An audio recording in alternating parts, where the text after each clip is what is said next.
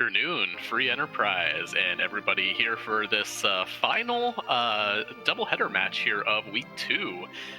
We have here, we've got Nitsi versus Nakuri, which is Team Bold Strategy versus Team Rude Dude Attitude, and then we've also got Flossy Fern versus Bangagong, which is Team No Springs versus Team Silverep Petting Zoo. And all these races are 1-1, so everything is on the line for both teams this week. I'm Night Dew. With me here is Funnel Cakes. How you doing today? I'm doing well. I'm excited to be back in the booth for another exciting set of races. And we're gonna be in the rubber match for both. I think we're gonna see some pretty hard fought runs. Absolutely. Here we have what appears to be an actual anchor here with a Sid hero. You like to see it for the early game toughness here and that kind of stuff here. We've got our objectives here. Our three extra ones are Sealed Cave, which you hate to see, Pinktail, and Launch the Falcon. That's actually some interesting extras there. Nothing that requires the moon here, so we do need to get two of the second row there to go along with our underground access and our darkness crystal today, or we might just not need the darkness crystal at all. Yeah, and with the Luca key for sure, it's such a fast spot, kind of ties in with the rest of the kind of rude spots these flags like to throw at us. So it could be a pretty spooky boss down there. Yeah, it's one of the fastest spots that aren't named Asura at that on the blue planet at least there, and yeah, it's got plenty of magic to boot there. So if you see something rude like like a ruby, a Goldes, something like that, you're gonna have a bad time, and especially with the warp glitch on, given that most of our runners would very much like to see that item via the warp spell in Dwarf Castle, and they really don't want to touch. They really don't want to touch Sealed Cave at all. Same with the Falcon, though. We've got a guaranteed Magma Key start. So really, our runners do not want to... that's two places our runners generally don't want to go in these seeds. Yeah, and I think the only thing that would push me down the hook route early is if you've got it on the overworld, I could see just doing it if it's a boss that's not too bad. But that spot's also can be... It's a decent amount of HP, and it's just punchy enough that a blue planet only team is usually not quite set up for it. No, the thing that might push us a little bit more that way is if we get a lot of money. Again, just depends on what we see in those overworld shops there. I mean, we could have Avengers, we could have Heroine robes, we could have arty setups, but what we do have is the gate dropping, and we are off to the races here. Sid, going to be walking down these stairs, is going to be greeted with a Rydia in tow. And Dr. Vuge and an Earth Crystal, so I think our money problems might be solved.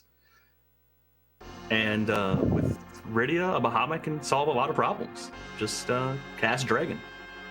Cast Dragon, if not, Water Snake also works here, but yeah, absolutely, that Earth Crystal, there's a lot of people that want to decide between going like, Eblan Castle or Watery Pass, but that Earth Crystal just says, no, all the money's over here, you can have it.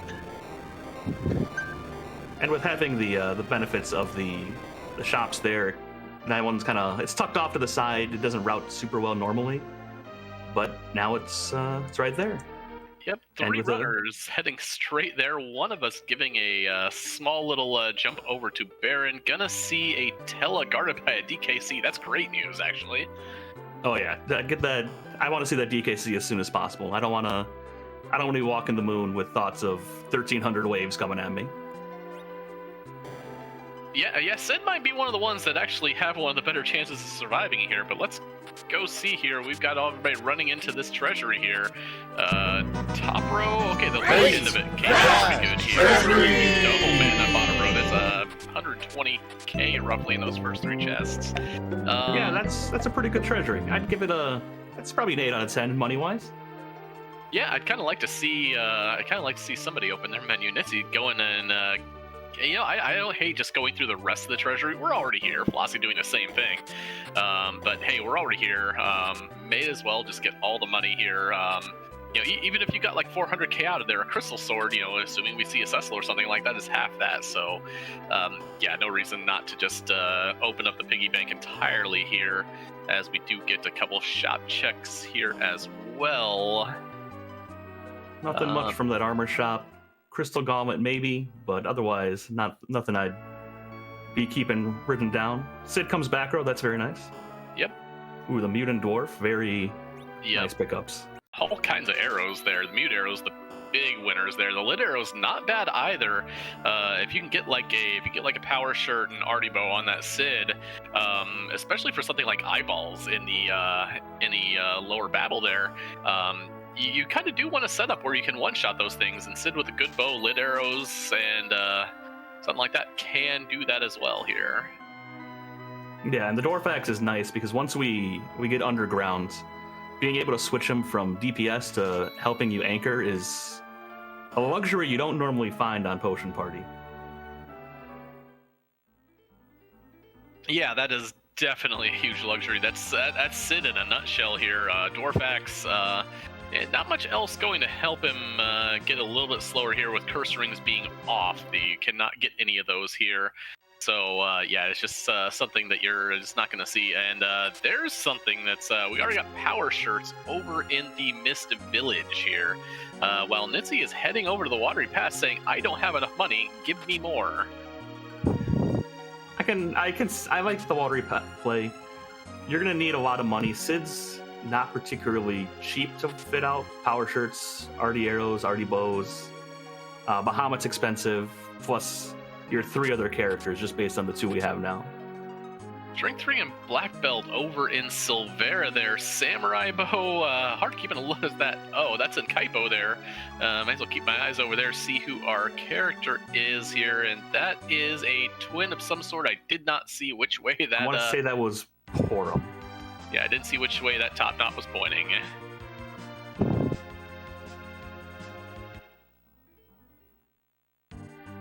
Some life pots, always nice to pick up some of those with just the limited stack you start with, and knowing while we see the Porum, that white mage may be a long time coming.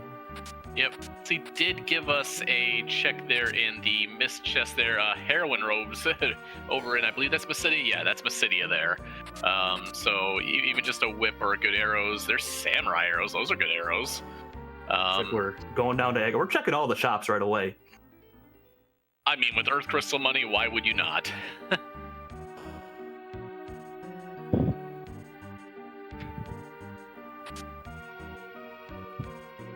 yeah, stack of heal pots and Agard also very nice for a lot of the bosses. It's good Val insurance. Zeus gauntlets are nice finds. That is Agard there. So we have seen power shirts, we have seen Zeus gauntlets, we've seen heroin robes. I saw somebody else come up with samurai bows at the very least. And so there are a lot of good options here on the overworld, especially just get these 2 up and running here. Yeah, and I'm starting to see some money totals are already starting to dip down pretty fast. That the Earth Crystal Treasury is dwindling already.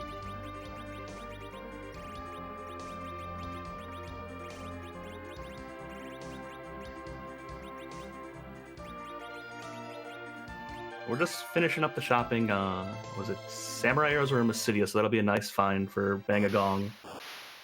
Looks like Nitsy's checking the waterfall boss. We have a Val, I think. That's wonderful news for our team here. Definitely not a boss you really want to... I mean, there are Rooter out there, but Val in the wrong spot can get bad in a hurry here. Which town was that samurai? Okay, that was the Kaipo shop here, so Nitzy is also going to see that samurai bow pop up here real quick. Unless he walks by the shop there. Gonna see... Yeah, that is probably a... that is a Porum, yes.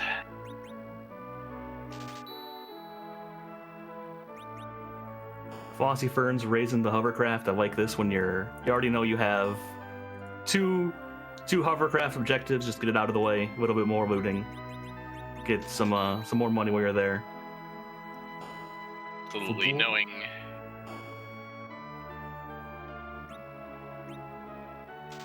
All right. And in case you didn't find those those power shirts and Zeus gauntlets. You have black belts and strength rings both together here in Silvera. Great value strength gear. Use it for your not main carry, I feel like. Just to give them a little bit of boost, some defense. Yep. We're just really going through here, and yeah, just the start of the match here is just everybody just running around here. Just seeing what we can gear here. Bangagong saying, I'm going to get this... oh, did back row that...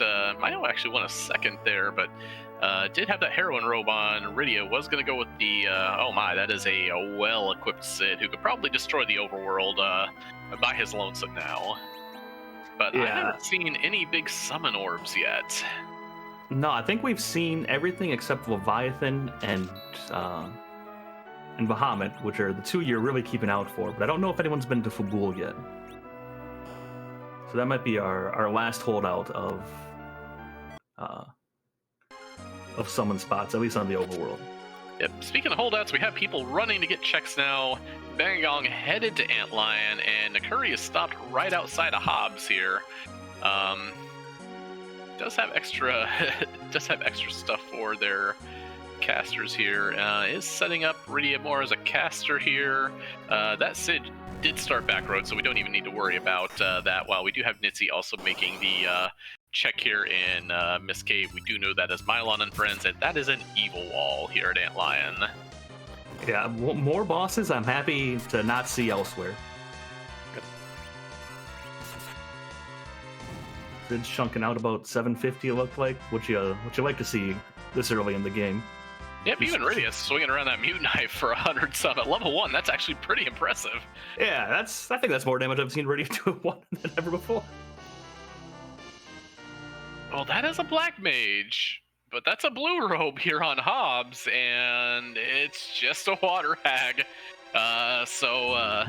Yeah, we've got casters here at the very least. We've got Shiva at Mount Ordeals, Nitzy making that check here, so at least one free damage summon coming out here. And the one thing about Shiva is Shiva doesn't blast away the ice wall here, and you do have to enter and exit for that flag here. But Nitzy is going for even more money here.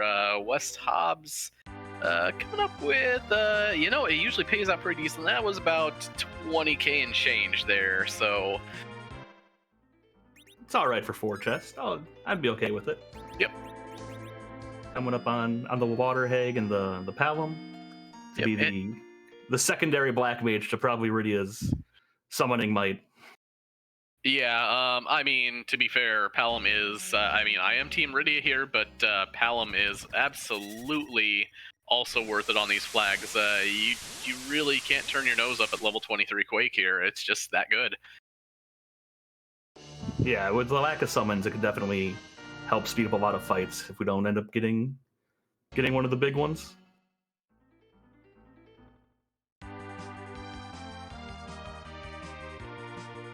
Bangagong also picking up the free Shiva summon, and then headed over to fight the Water Hag as Nakuri's looking to head down Antlion to pick up. I actually didn't see what the fight gave. And that's a very interesting question, because I also missed it as well here. Nothing lit up on the tracker other than that Earth Crystal and Xenocat confirming that we just had a Strength Ring in Antlion here. We've got plenty of those. We already found them. We already have our Zeus gauntlets. We're set on strength accessories. Yeah, we're not hurting for strength at all. All the good stuff for at least your physical fighters here are on the overworld. Unfortunately for Nitzy, both casters did go down before the XP got paid off there, so did recruit that Palom, but didn't get anything, and looks like he might be headed over to... no, he's going to Agar. May have not completed the shopping trips yet, now I'm thinking about it.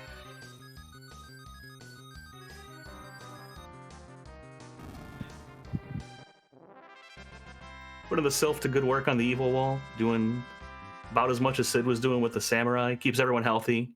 And if I recall, Sylph glitch is on, so those are completely free. Yes, I believe they are on here, so Mitzi buying a couple cat claws. We do know it's Tella in the Baron Inn, so actually I don't think he knows that there. Kind of an interesting purchase there. Cure 2s in Agart, and that's actually pretty big there. Having a stack of Cure 2s, especially with especially with no actual white mage that we've seen. Yes, Tella has 90 MP worth of it, and we do know he exists, but yeah. Technically a white mage. Cure 4 checks that box. It does indeed at that. And actually, here we are. Nakuri's going to give us... and, Dancing Daggers might have been good in a little bit ago, but honestly, not much worth writing home about there. Did we check that Mysidia? Oh, there's where Sylph was. Okay. And then there was Leviathan in the Fabul item shop. So that's going to just help speed us up even more with firing snakes at people. Yep, there we go. That's one of the 2 big ticket ones you want for Rydia. Yes, sure, you would want the other dragon as well, but yeah, it's... Leviathan will do. Yep, Leviathan will get you there. And the faster cast time, the cheaper mana can definitely play a role, especially in these earlier fights where Rydia's mana is a little tighter. Meanwhile, Nitsi finishing up the shopping trip and does find, indeed, and it is looking to, is going to samurai heroine robe this small murder child here. It's her turn to play. She's the carry now. And then Nakuri's finishing up Fabul and giving us a Magma Key. So a pretty important check. I know there's a lot of people that do try to fading that Fabul defense. However, not the play here, as you're going to need it or a fortuitous hook to go actually underground here. And other things you like to see. So it's just kind of a thing here when you are when you're using a life potion. The amount of hit points you get back off that life 1 there is your vitality stat times 5. It doesn't exactly check your maximum there, so Nitsi's Rydia with that heroine robe gets rezzed at 85 out of 30 hit points. A nice comfortable place to be at, because I think that should take most hits besides at least this early in the game. Oh yeah, that heroine robe is going to do some pretty good work here. Palom just really wants one fight at least to start getting tier 2s online here. But Black Belt's good enough for defense at this point here, as Nakuri is headed to the Baron Inn here. That first Dark Wave does get off, and we do see an absolutely free fight right behind it in King Queen Eblan, so that should prove no problem whatsoever here. Yeah, with the Tella, might end up pushing Nakuri over towards Ordeals as well, getting... Just the versatility of the full suite of spells is very nice, especially when lacking white mages for now. Yep, Flossie seems to have the same idea, is heading over to Baron. Bangagong is headed in that general direction, and is landing there as well, meeting at Baron for 3 out of our 4 runners here right now, as Nitsi is just finishing up Antlion, and is kind of deciding what to do next here. Finds out Rydia can wear a strength ring, but only after she grows up after the events of Dwarf Castle. It looked like it was also checking to see if she had warp, but was just short of having the experience for that. Excuse me, yes, just a little bit short there. Antlion, not too bad of a walkout here, so we do know, and that was a rat tail that came out of the Baron Inn there. So, hook needed, and we've had the hovercraft launched, but, can't turn that in for a while there, and especially given the guaranteed magma key, that hook can hide in these seeds here. Yeah, there's a lot of places we could stash it. We could even stash it away on the moon. We could put it right in our last arm chest or our the hair dryers, and you're gonna have to hunt for it.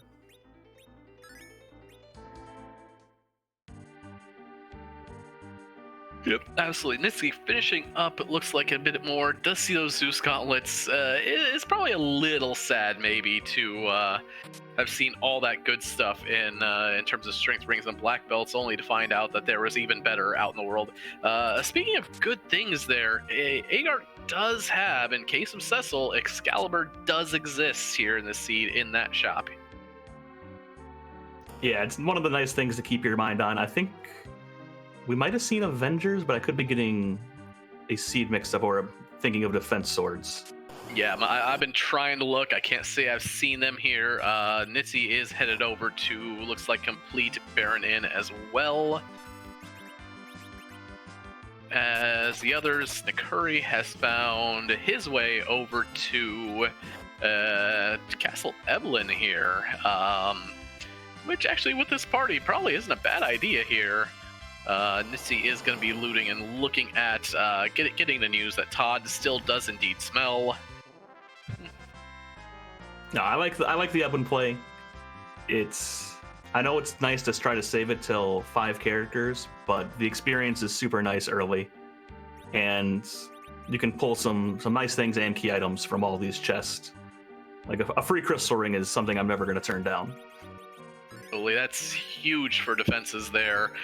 Huge, especially that you have this Rydia bearing a Leviathan there for Nikuri there.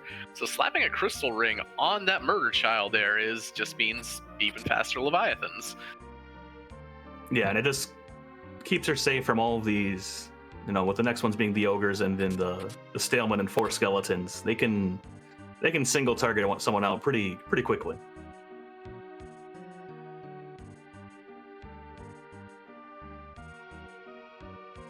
Yep, Flossie has headed over to Mount Ordeals. Bangagong is employing that Magma Key here. We have a Karate Man Yang here as the first fight on Mount Ordeals, which is wonderful news for our runners here because that spot is quite possibly the worst physical attack in the game right there. Yeah, I'm happy with this. I've had a few seeds where Karate lives somewhere on the moon or the giant, and he starts kicking, and I realize that a lot of characters don't like taking 300 damage over and over. No, speaking of dragons, though, Bangagong did find Bahamut in Dwarf Castle here, as well as some Murasames and some black shirts for your black mages there, which is wonderful. However, Bangagong has went through the entirety of that opening mana pool, or that opening money here, so might need some more if wants to buy there, but yeah, still just kind of looking around here. Flossie is through the Yang fight, and Bangagong is looks like the Fame Art. Nope, going to Tomra now. Yeah, make the checks underground. Make sure you know where anything important you're going to want to come back for is. A few items probably still looking for. Cabins would be nice. Ether 2s, just having an eye on them. Big wisdom boosting gear. Yeah, big wisdom boosting gear, protect your mages there. Okay, everybody there. We have a business professor in the job dwarf. We also have a crystal sword coming out of one of the Eblan trap chests. Want to buy paladin. And then it's the Kaipo guards on the back attack of Ordeals, which is also, it's not bad. It's a nice fight for that. Should be nice and easy. But I also would like to see the Kaipo guards somewhere like King Spot.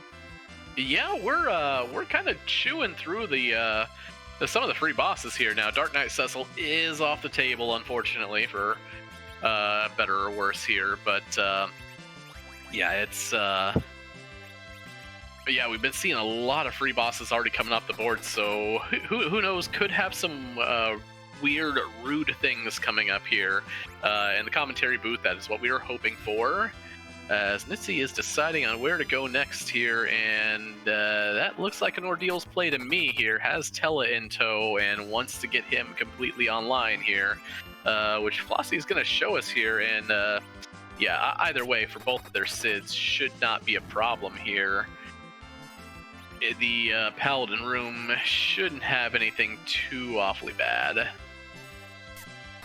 No, I can't think of much that Sid would have issues for. Even if it was something like a gauntlet, he would shoot through it fine enough.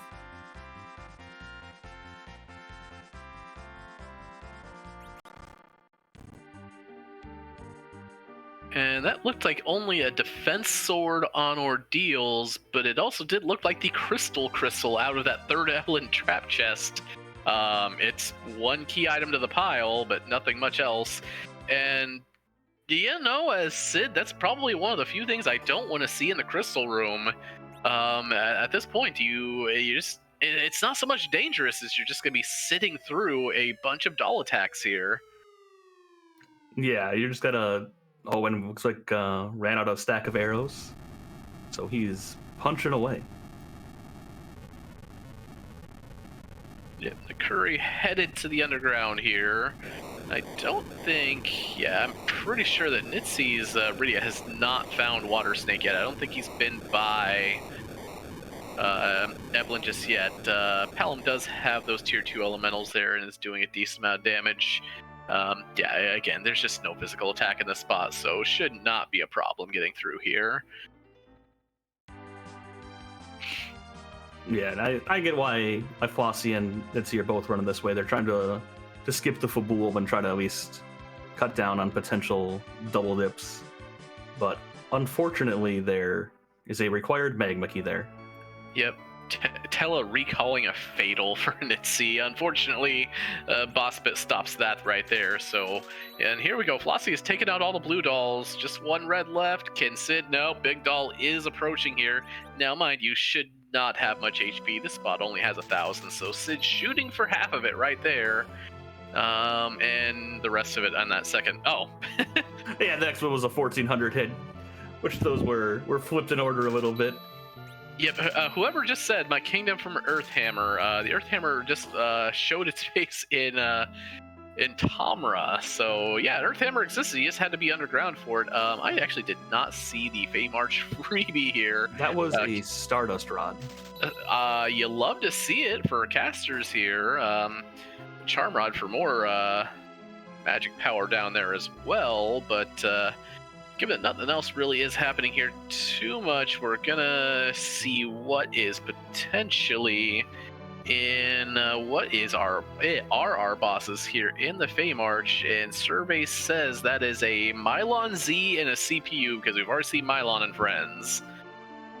Yeah, definitely not the rudest of Feymarches, but that Mylon Z can punch hard, and CPU as always will just be a fairly slow fight. Yep. Either way, the party is definitely not ready for it here yet at this moment. So Bangagong heading out here, and yeah, Flossie's gonna head over to the Eblan Castle checks as well. Looks like Bangagong's going back for something from Tamra there. I don't remember what we missed. Rune Rings. There you go. Yeah, that's caster gear, mage protection. Really, kind of, if you don't really have, what am I going for here? Crystal rings. Yeah, that's it. Crystal rings are the superior arm pieces for this. But yeah, anything else, rune rings are probably up there with the pro rings, the second best here. Yeah, and with Bangagong, looked like he put on the heroine robe of Rydia as well. So with the Stardust, Rune Ring, and Tiara, we've balanced out the minus from the heroine robe to keep her fast and still incredibly strong. Itzy rolls yet another fatal on Tele Recall. Getting those 5% rolls and just doesn't really get anything out of it. Nakuri, however, is hitting the Warrior's chest and has things well in hand here. Gonna get a really good boost off that here. And what do we have as the key item there? That's music. It's a twin harp. It's a check that sometimes you fade, sometimes you don't, but it's definitely one that's, at least for me, is hard to do just because it takes so long. But with what we've seen from everything else, it might just be required with what was in Eblan and Ordeals being a blank. Yeah, we really haven't found much in the way of actual progression, just a bunch of, now, I mean, if you're looking to fill out your party, that Tower of Zod is just kind of standing up there alongside that Flame Dog check here.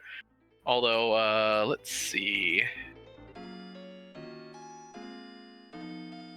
Yeah, interesting enough. Now, I like this play from Nitzy here. I don't know. Those front dolls might go down to that Thor Rage just pretty quickly here and speed up this fight very much, but still got to sit through 6 doll punches here.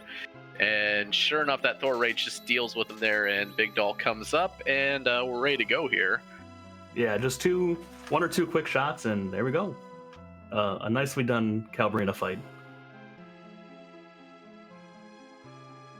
Nakuri's going down, checking out the bosses as Bangagong's joining Flossie in the Eblan checks.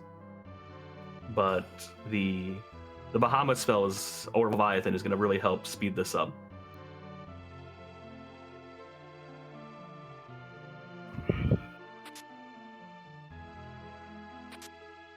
Yep, and so Nakuri heading out of the Fey March here is looting up a little bit. Again, our runners have spent quite a lot of money here, so yeah, that Eblan Castle probably did help here for all those who have completed it.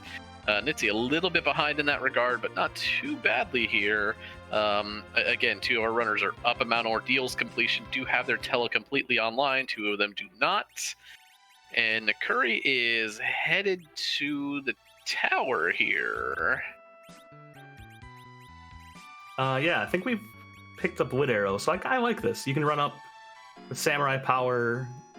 Sid, you should be able to one-shot your way through all of this. Yep, going to be a little close actually, but that 58 attack power should work on the quad damage there, so we'll see here in just a little bit. And I believe Nakuri has also picked up that Bahamut Orb for if making the top of tower play.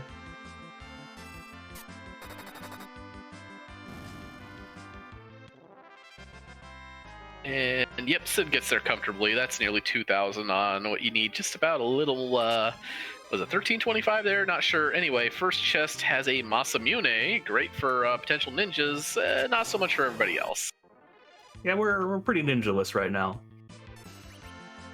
So we get into the second new trap chest. See what's waiting for us here. Well, that was a little closer at 1480.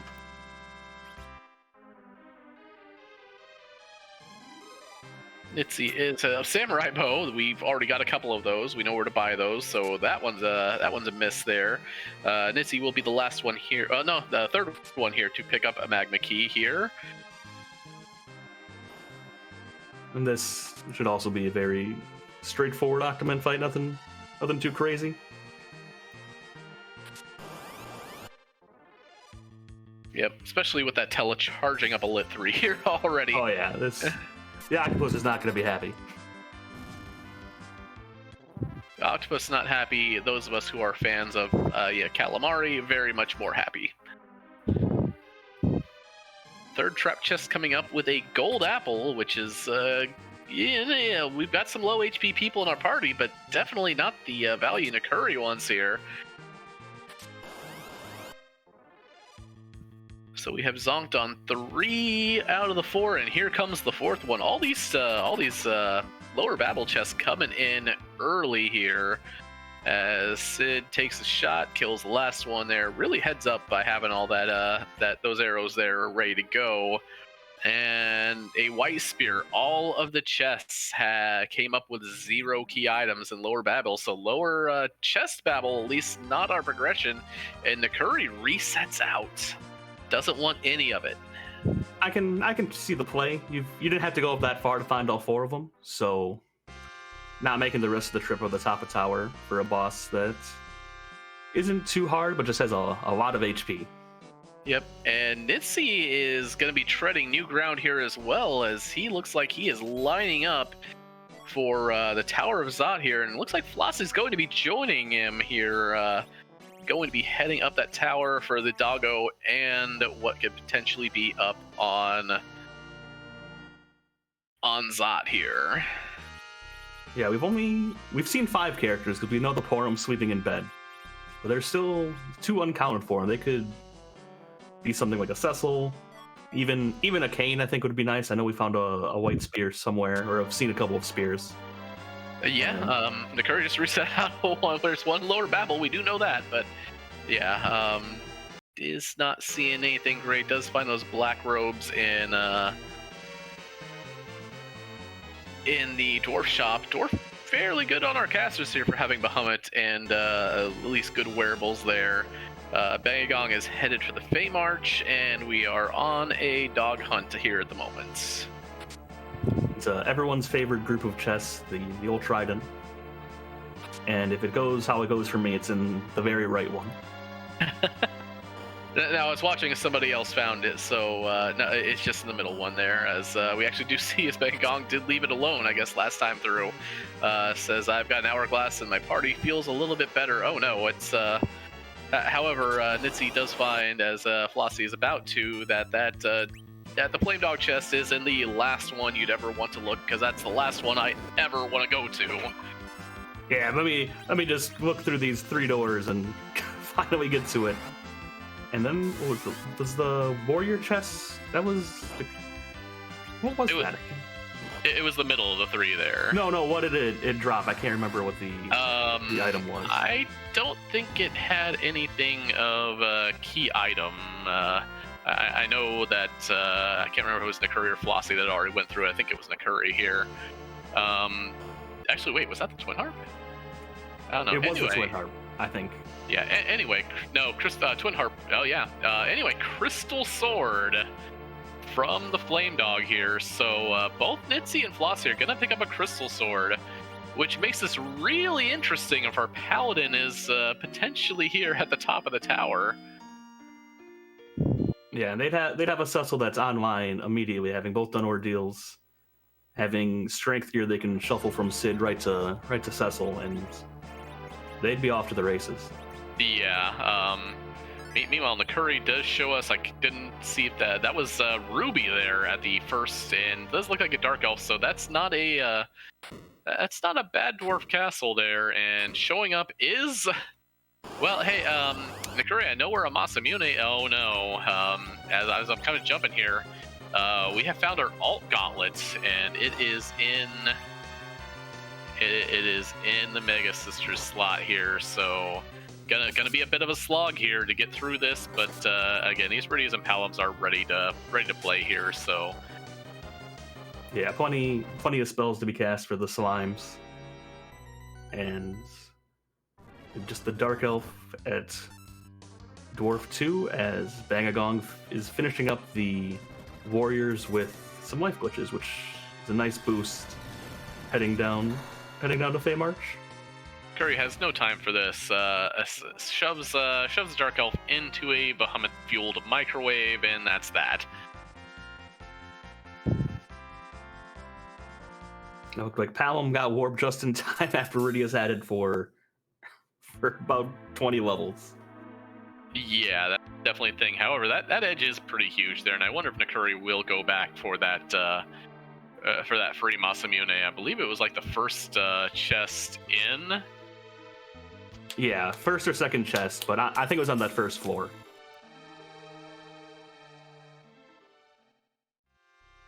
Get some free edge weapons, then I guess Sheila 1 maybe? The tower, Sheila 1, Twin Harp, Zot, there's a Legend Sword. Giat has some goods there, as we do have half of an objective there finally. And the warp glitch is now saying that's a pigtail. That's a full objective. Dwarf Castle paying out pretty nicely here. But that's half of an objective because we need a hook still. But yeah, hook missing in action at the moment, but it's certainly somewhere nice to find. Unfortunately, our one objective plus our one objective still leaves us at 0 objectives. Unfortunately, here for the moment at least. Alright, we found the hook. It's on Shiva 1. Well, okay. All that's falling into place. So Bangagong's probably going to give us a peek at that rat tail, not knowing that Pink is in Dwarf here. Flossie's having a little bit more traction here with this alt gauntlet here. Just based more on the fact that her Palom has Quake here. And Yeah, still waiting on it on Nitsy's side here, and yeah, Nakuri is going back for that first chest, saying, "Okay, this Masamune is now relevant to my interests, so I'm going to take it." I'm come back for what's mine.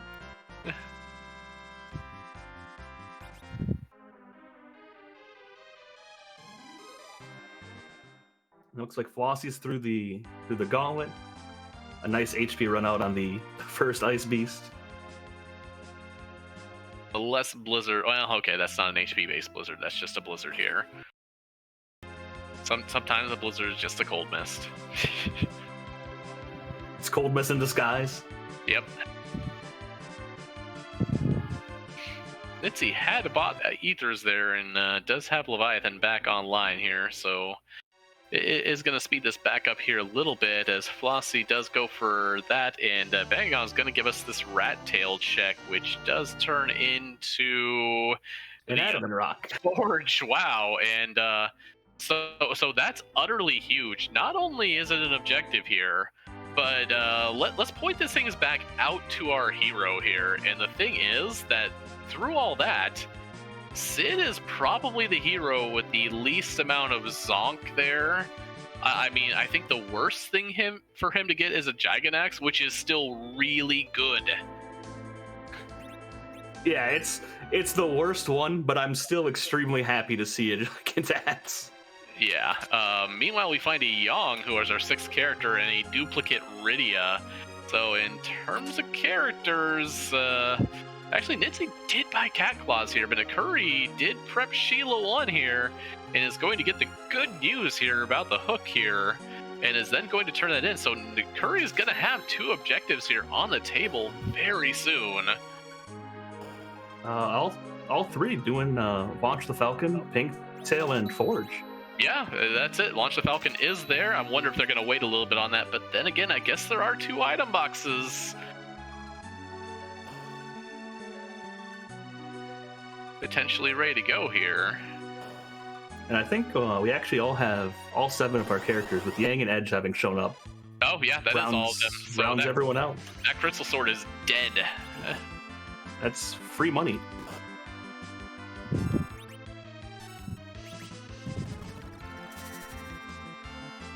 But yeah, I guess somebody pointing out that if you see a Luca key here sometime very soon,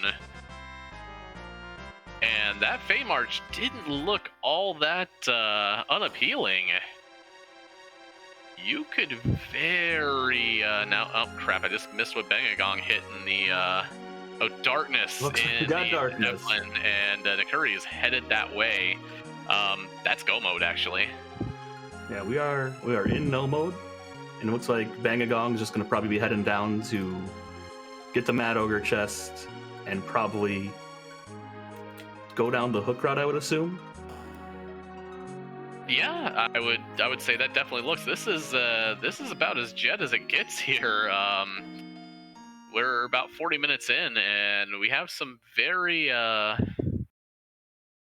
interesting go mode here as the pink tail gets turned in. That's a Moon Veil, which is actually probably one of the best hits you can get off of that here. Yeah, I'm always happy to see a Moon Veil. Knowing it's a punchy boss on the king spot means that spot is turned to free.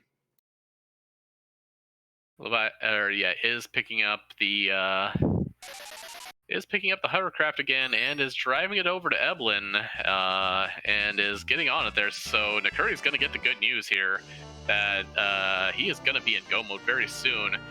Speaking of that Palom, we found him as well here in Cave Eblan. Unfortunately, what this means here is unless this is like exactly the Luca key here, or a path to the Luca key, this tower doesn't have much left of potential value left to give. No, looks like in a pan from Zot, and we're just looking for the Mad Ogre chest down Eblan. And it could unfortunately turn into a bit of a chain if you found something like the tower key or the pan. Well, the good news is the pan is at least going to point you to Sheila. Yeah, it's a nice movement that way. Mm-hmm.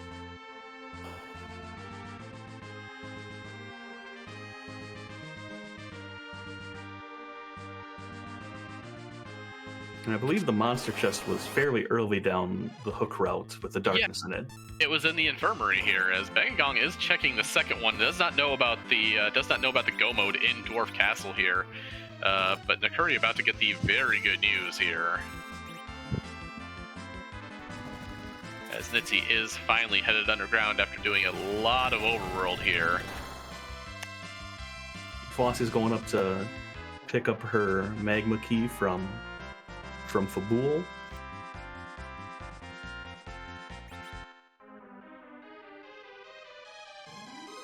That was a key item, but I did not see what it was. It looked like the package is what I saw. That's what was lit up.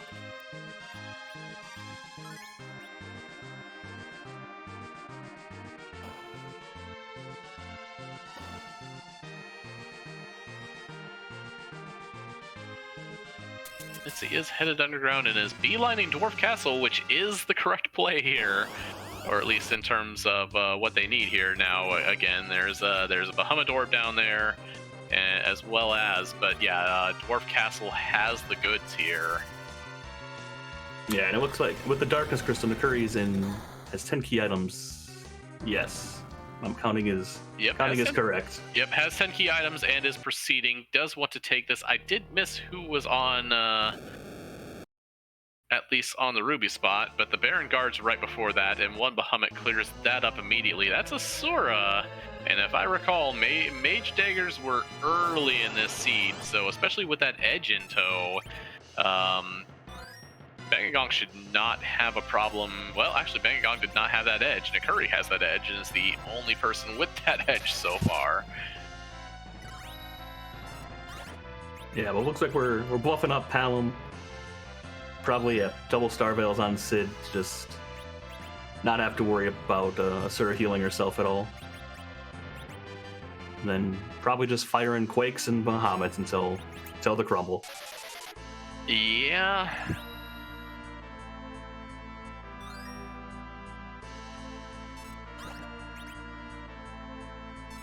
So Flossie's about to get that magma key here, and Nitsi is walking out of Dwarf Castle, is not going for that edge here yet.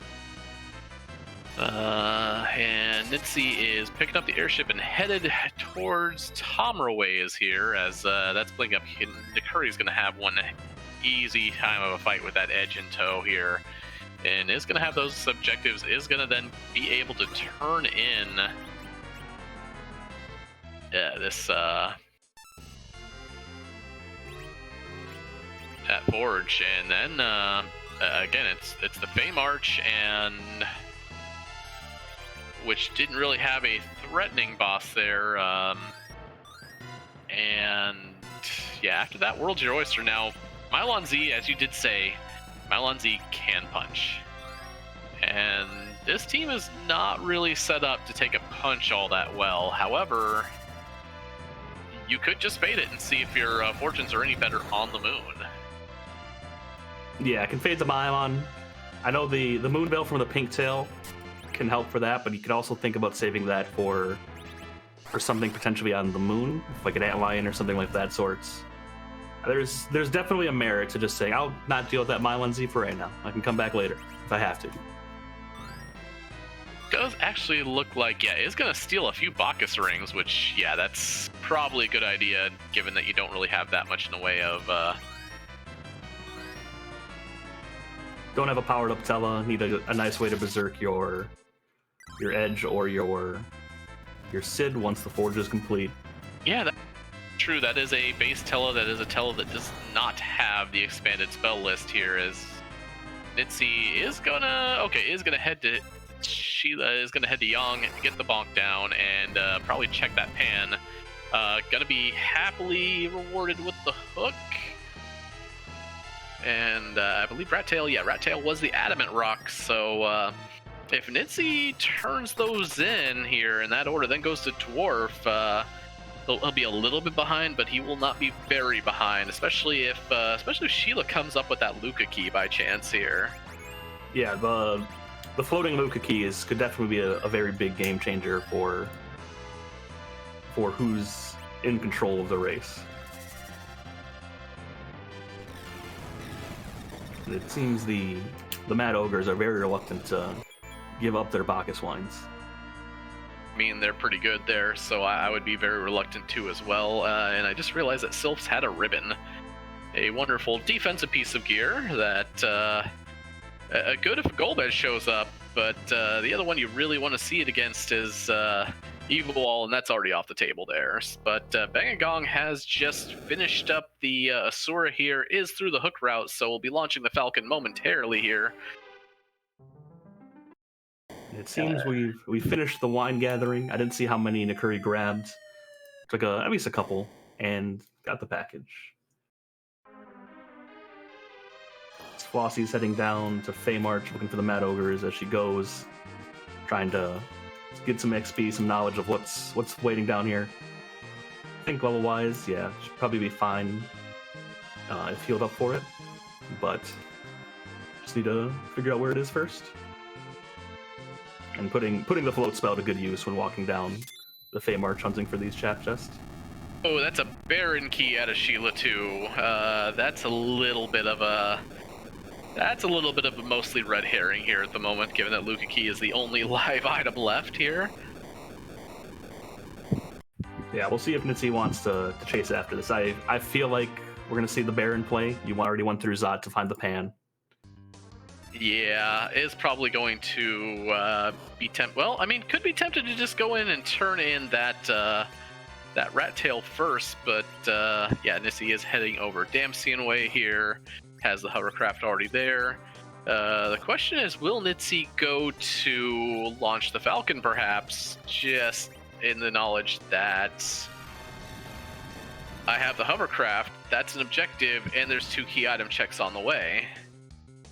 I can see that play too. Following your objectives is a very good way to kind of go through a lot of these flags, especially when you're looking for a single key item at a time. Gets the wonderful news of the Adamant Rock. Hey, that's nice. Curry's starting. The Asura fight as Bang & Gong is going into Dwarf, who finds Rubicante and the Pinktail and Legend Sword. So that'll be a very sudden go mode.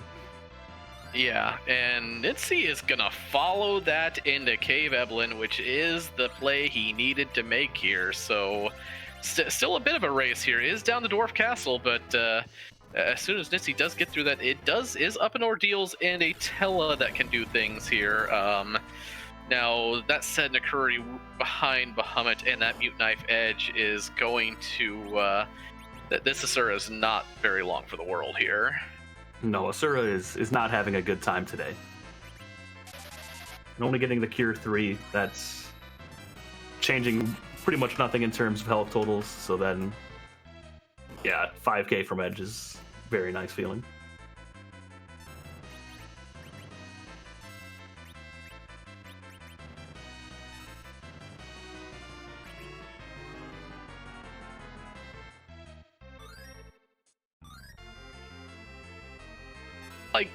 Did look like he was trying to Greyface that one there, and unfortunately the timing just didn't work out with 5 members. It's really hard unless you've got 2 flat attackers to keep Asura life locked in that. But Bahamut for 9104, kind of surprised she's still standing at this point, honestly.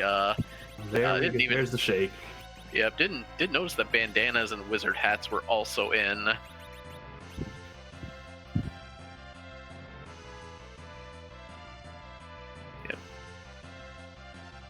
So Nakuri through the hook routes. We'll probably go to Forge and then decide how to handle the Feymarch bosses. As Nitsi is looking to go over to find a Darkness Crystal in the hospital. Yeah, honestly, I even still like Nakuri's presence here in with that CPU, because somebody said should versus could, but Nakuri has Bacchus wine, will have the Forge, so Sid is going to be very online at that point. Could just Bacchus up at that point and say, well, at that point, Bahamut's, Quakes, and that, I mean, bring on your Globe 199s, because I'm just going to try to combat my way past them. No, it's definitely a viable strategy to just blitz the CPU down. The health total there isn't crazy high. It's what, 23,000 if I'm remembering my numbers right. A bit more, but is split due to the 2 orbs in front. So I don't know how much the primary orb does have there, as Nitsi does get the good news of the Darkness Crystal and the fact that he is close to go mode. And what's your call on this? I actually want a Fiery Hammer. Let's give Sid a Fiery Hammer. Give him the big stick. He's earned it. He's done a lot of work this seed. He's earned the ability to just hit people with the big hammer. Yep, Bangagong does get the wonderful news of the pink tail, and has the hook, has the other half of Forge there. So yeah, Forge shop, bandanas and ribbons. It's a better Forge shop than most, honestly. But it may just be reminded that, hey, I bought these. And there it is. There's the big stick. That's the Fiery Hammer for Sid. That is Sid's crystal sword. Sid is now here to do business. He is a very happy Sid. The power shirt, I think, returns to him, and he is in charge of all of the fights in Feymarch. That Mylon Z is not happy to hear that. No, I think that Mylon's the thoughts of fading that Mylon have left.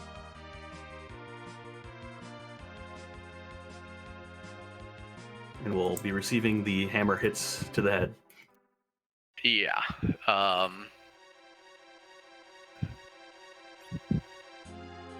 Yep, Nitsi does see the extra added Palom here,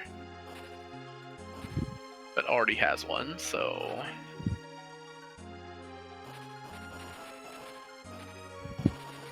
And Flossie is looking for things in Dwarf... Yeah, sorry, not Dwarf, but... just opened a few... No, is looking for her fortunes in Sylph Cave here. Probably just going down, checking them as you go to bonk the pan. With having the Tele set up, I think it's a nice time to at least do this half of Sylph Cave.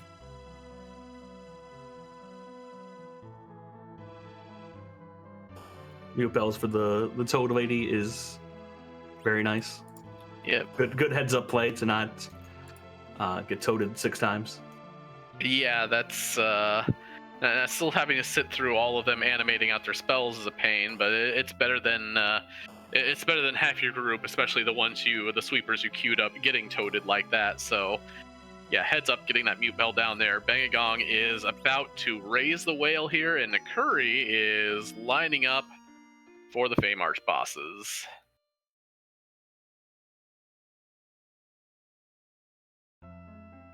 If you're walking down to that Feymarch, what order do you handle those 2 bosses in?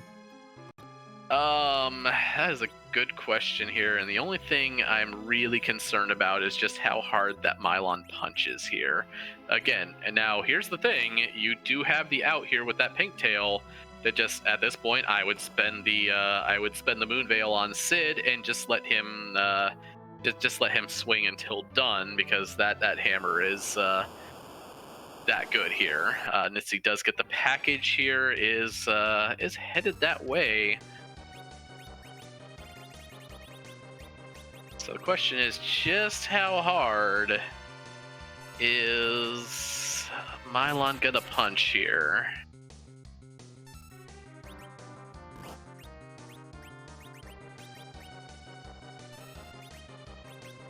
$800 on the back row really is not a great feeling. No, not especially. Is going for those stolen Bacchus wines here on Sid, and nope, never mind. Mylon punches him dead as well. Board AI showing its face here in spades, and Mylon taking no prisoners here whatsoever, as just showing Nakuri that I will one-shot anybody and you will like it. Yeah, I think only the full HP Sid would have survived that punch.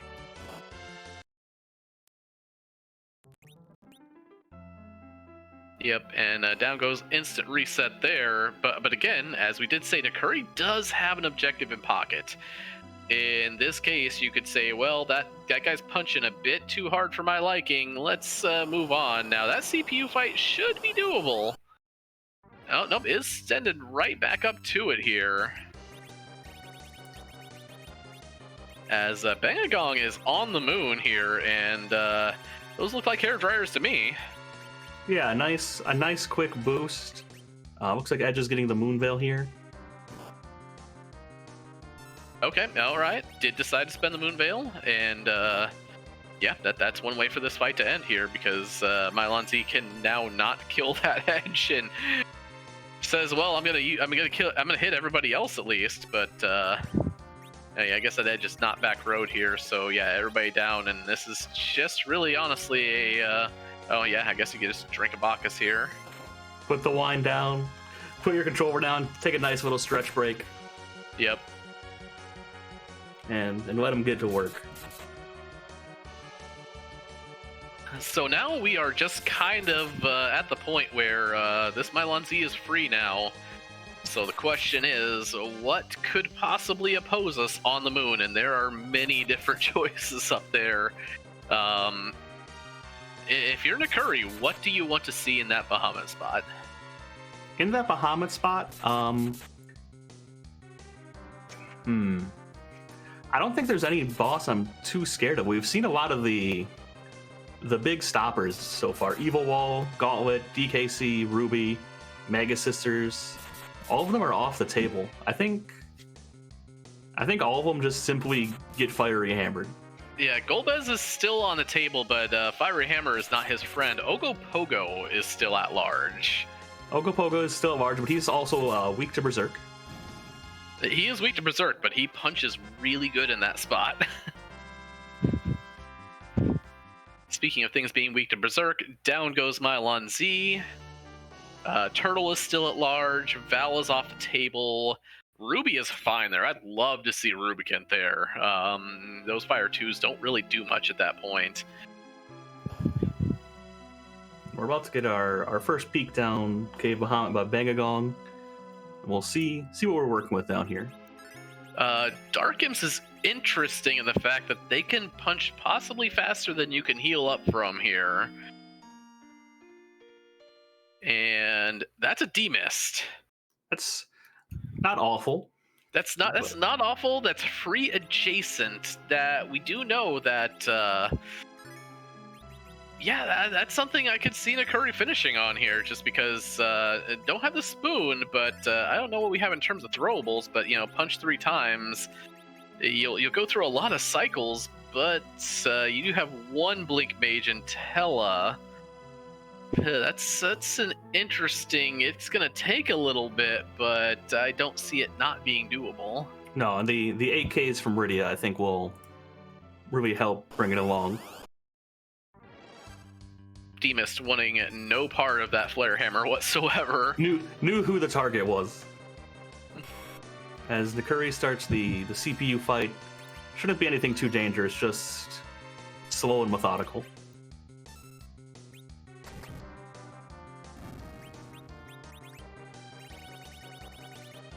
Nitzy working through the Asura fight. Shouldn't be too bad. Looks like, yeah, got the double walls set up. Casting Bahamuts. Yep. Flossie making her way down as well.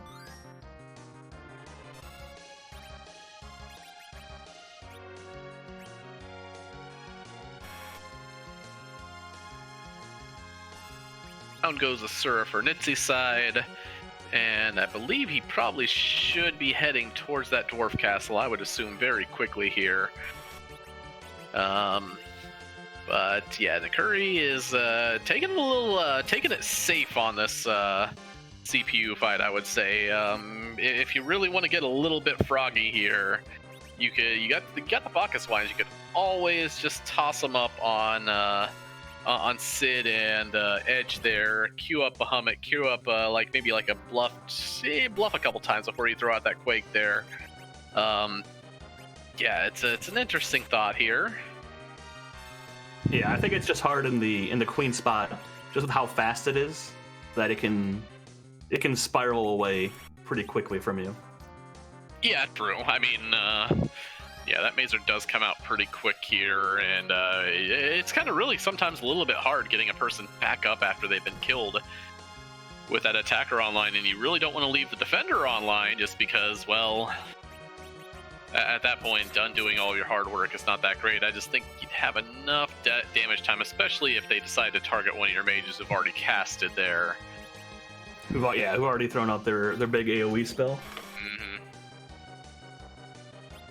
And Nitsi is headed for the Fey March here. Perhaps going to check out the warrior chest? Yeah, or... that would be my thought here. Nitsi has not seen the warrior's chest.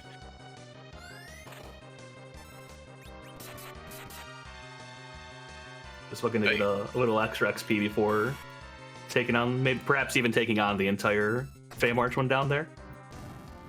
Yeah, as Bangagong is still looking at this Bahamut fight, and looks like that is where Nakuri is headed here.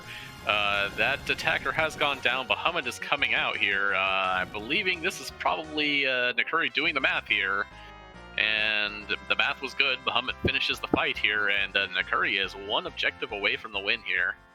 And another Moonveil from Demas, just what we wanted. I mean, I don't think Bangagong's real unhappy about finding that here. No, free Moonveils are always nice. Probably gonna be heading back down and taking on the Fey March at this point.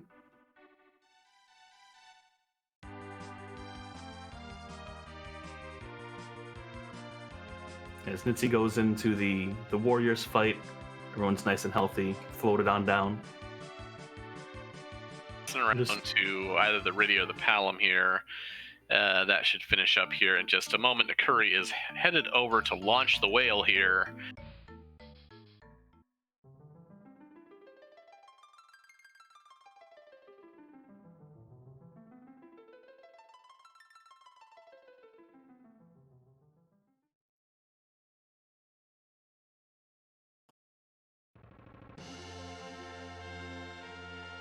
Nitsi does get the Twin Harp, which is his 10th key item here, as Flossie deals with the Bad Ogres and picks up the package from there. And begins the trek down for Baron Guards and Asura. As Nakuri's just finishing the whale and going to be heading up for the Demas on Cave Bahamut.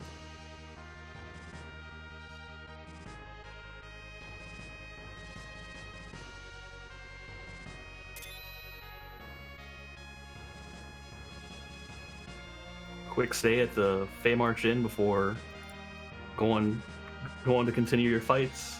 Should be pretty straightforward to get through both of them with the additional Moonveil from Demas, and then just chipping away through CPU. Yeah. Yep. Nitsi is taking a stay at the Marriott here. Yeah, Nakuri has had quite a few combats with the double XP heading up here. It is going to have a team that's definitely ready for this demist here.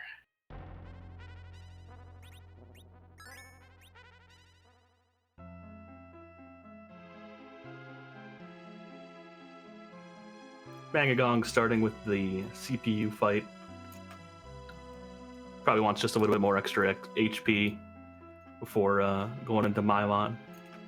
It looks like only Sid would survive a punch, probably.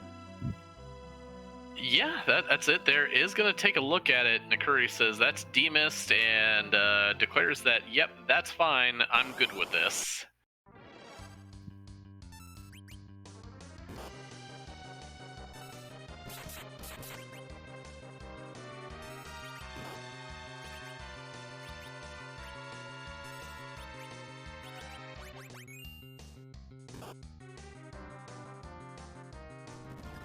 The Demist does not plan on making it easy, and 3 hits, 3 kills there, knocking down Tail, Edge, and Palom.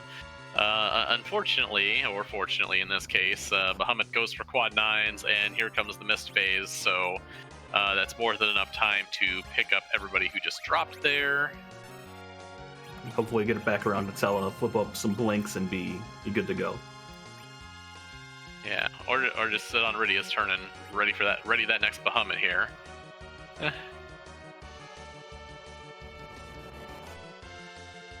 Which is exactly what's happening. Bangagong found a way to back row that edge a little bit ago, and okay, is using Sylph as DPS here, which not a bad idea against that CPU here. Nitsi is running back for a save.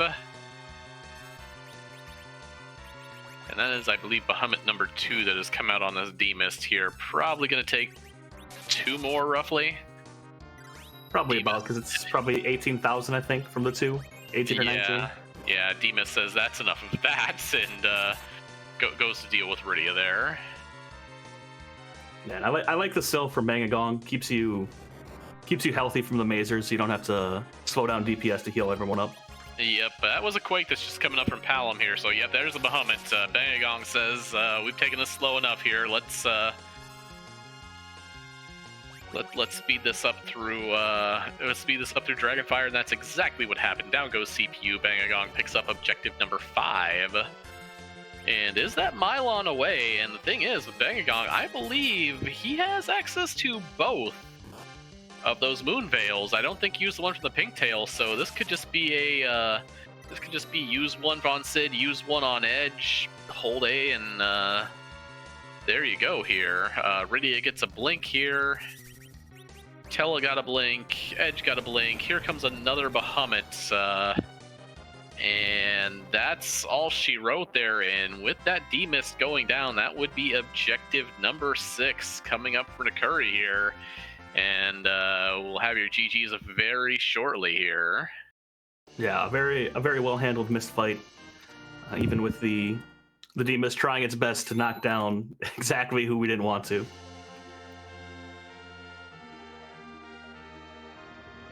And that's it, and Nakuri does win the match and the set for Brew Dude Attitude there, with a time of just under 109 here by the looks of it. We'll have that in here just a little bit, as D-Mist hands over the Moon Veil and says, "Don't you wish you knew what I had on me?" But no, everything was in Dwarf Castle anyway, so we really didn't care that much. And I believe we are being joined by Nakuri, who played a very good race. GG. GG's. Thank you. Oh, first thing I would say here is you decided that the Tella had enough, and you decided that Ordeals was not the play. Was that just more hoping for a white mage elsewhere, or saying I have enough offense on this team that I don't really care? I have to admit, this is my very first tournament match and my very first time on the restream. I was so stressed that I just kind of thought like I'm gonna have to push. So I just took what I had. No, and you made it work. It wasn't looking like you were stressed at all through that run. Yeah, I'd say given what you did there, that was an extremely clean run there. That if you were stressed, I didn't see it. I was very lucky, I think. This was by far my fastest time so far in Potion Party. And I think I also got a little bit lucky with the bosses then, that it was possible to do with just like chemists and Tella as such. But yeah, I just felt I had to go. Yep, you were the first one to finish, but I will say here that Bangagong here in the other set has just knocked down that Mylon Z and has completed his 6th objective, so he does win that race there. So yeah, with both of our winners come up with times either just sub 110 or very close in the 110 mark. Again, those are extremely fast times for Potion Party there, so GG to both of you here. So a question I had, Curry, is when you went up tower and did your 4 trap chests, what pushed you to reset out of checking top of tower? So I tend to look like, okay, can I clear these trap chests quickly? And that condition was given to me thanks to the lit arrows and Sid. But then I kind of noticed, hey, I'm really not that well set up for the top of tower because I don't have a berserker yet. And I thought like, rather than just running up and having maybe a horrible fight, let's say a CPU, for example, I would have been at a pretty bad spot. So I thought, all right, these 4 chests were a bust.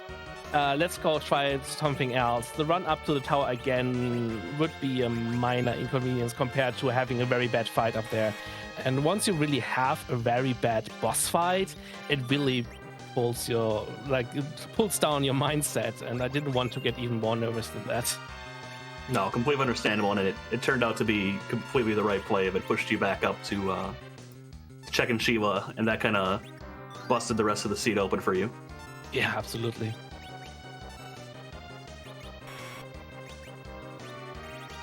Interesting that the fiery hammer came up and barely got used after that, given how good of a weapon it is. But yeah, I have played with fiery hammer before. I know how lovely Sid hero weapons are.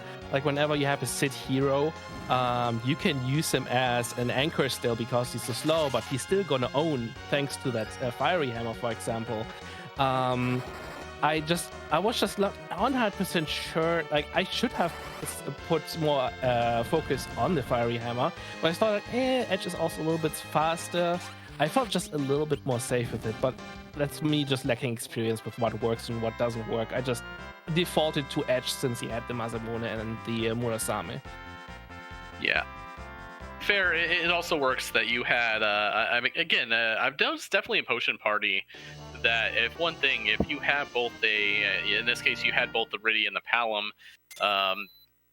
again, a lot of things in these seas just don't really do well against just like sustained black magic fire there, as Nitsi does drop the CPU there for his second objective there. But yeah, that's between Bahamut and Quake, you can deal with a lot of stuff before it actually becomes a threat.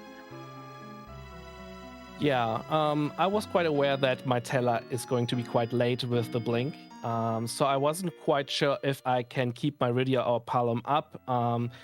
I mean, my Palom was overshadowed by the Rydia with the tiara and all the entire set Stardust. She was perfectly equipped. I was a little bit afraid that if I relied too much on getting Bahamut cast through, that I might also myself up for a bad time. Because as you could see, normally Mylon Z is a very easy boss. Kind of a freebie in my opinion, often, since he has the holy weakness also. But still, he got to punch me down rather quickly, so that I had to resort to the Moon Veil, which made me also a little bit fearful of the moon. But yeah, I get that. Yeah, that king spot there is that's 180 attack there. Unless you have like especially type weaknesses covered in this case, yeah, that Bahamut or that Mylon will punch through glass hats, punch through crystal rings, basically anything that really isn't an adamant armor, and those don't exist in these seeds. So yeah, and I really didn't want to wait for that Taylor to get finally his lucky turn to blink something. So I think the Moonveil was the right choice because I did summons first. I was thinking of going first to the moon to get the XP from there, but just with how the Falcon and the Forge was laid out, I felt like let's try to go the shortest way and just try our luck at least. At least the CPU was, in my opinion, absolutely doable. It just takes longer or is faster, but it was always doable. And with Mylon, I was also a little bit more confident because that boss is usually not too bad. But it needs the Moon Veil after all. Yeah, it was a good spot for it. Helped you stabilize it, and then just you had the Bacchus wands you stole already, and were able to just kind of let Edge do his thing. The interesting thing is what Chad is pointing out here is that we didn't see it because nobody did actually go up that tower. However, apparently top of tower was our outstanding Luca key. Yeah, really. The seed knows.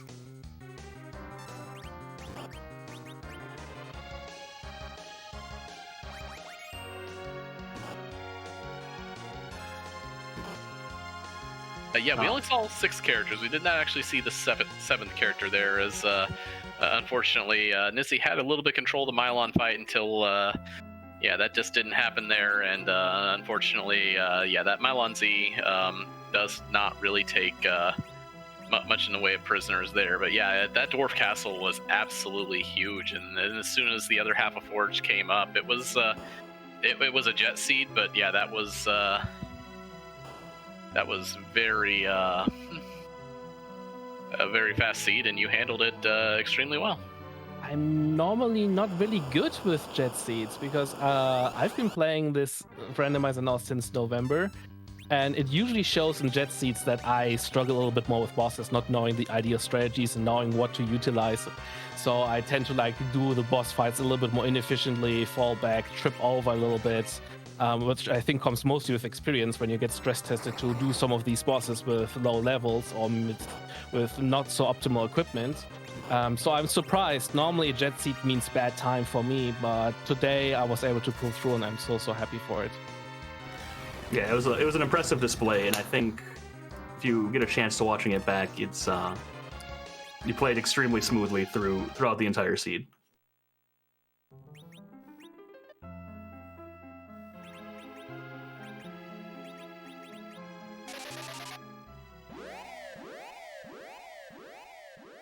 Do you have any last thoughts on that seed there? You did win that. You did win that for your group there, so I believe you won both weeks now, haven't you? Sadly, we didn't win the first week. We went with a 1-2, but this week we now could win. So very happy to have achieved that for the team. I want to say I have much respect for Nitsi. I know that they have been in the community for a long time, so I'm relatively fresh and new.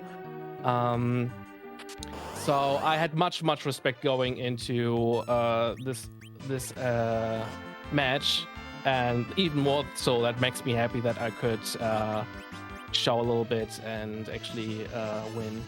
So I'm very happy for this first match. I think that was a great cool thing. So I'm more than happy, and I thank you all for doing this restream. And yeah, I'm having such a great time with this community. The Final Fantasy for Free Enterprise community has been one of the best I've ever seen. And again, I'm only here since November, and soon I'm gonna meet a lot of like lovely people from the community. So yeah, it has been a blast, and I'm glad that I could celebrate this community then with this first match of mine own. Again, if you had, and I know you're saying it, if you had any kind of jitters there, you definitely showed. You definitely showed that you played far above it there. That was again, as I say, an extremely clean race, and yeah, I mean, you did well, and again, much congratulations. And I'm saying this from the team you just beat. Thank you so much. Not a problem. Thank you very much. Thank you, and good game once again. All right, then I wish you all a great rest of the restream, and I'll hop out and hope to talk to you all soon again.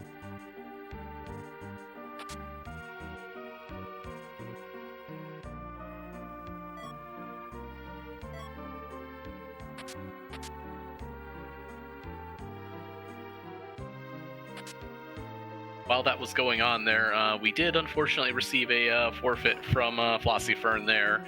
After that, did just kind of get a little buried. Nitsi banged his head there a little bit on the Mylon Z before looking for greener pastures out here. Looks like an Eblan Castle here. So we're just gonna keep that on there. Do we have Bangagong? Up there we go. There's a ping there, and we are joined now by Bangagong there. GG, very well played. GG. Thank you. So I would say the first question I would be like is, what was your thoughts as soon as you? I think you went to Dwarf Castle after seeing the hook there. So what's your thoughts when you see both half objectives ready to go there? Well, I was in Dwarf Castle, and as I was there, I was thinking, what are the odds that I get Legend and Pinktail from this? There's no way, but wouldn't that be nice? And you know, sure enough, it was there. Yeah, I think you were one of the first ones to actually scout the Fey March, so you knew that, you know, yes, the Mylon was down there and it was doable, if a little punchy there, but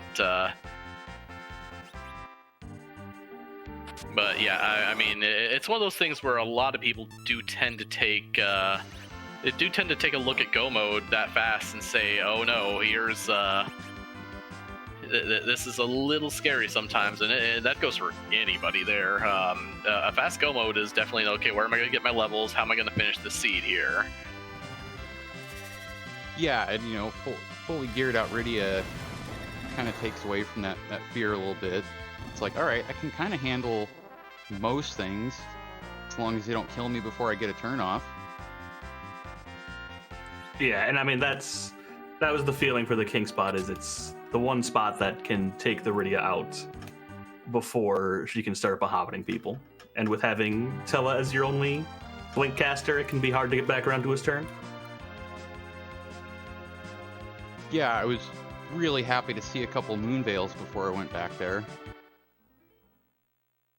Yeah, the Moonveil from the Pink Tail and from the Demist were very nice for stabilizing that fight before having to deal with it.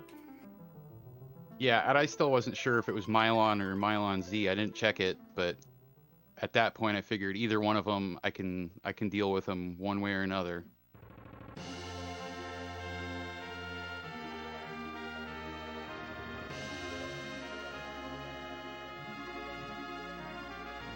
So what was your thinking of not going up ordeals to get your Tella the rest of his spells when you were kind of limited on your white mage options?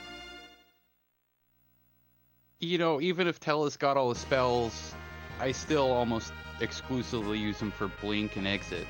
And he's already got those, so if I ended up having to go into Sylph Cave at some point, I might have stopped at ordeals first just to make it easier.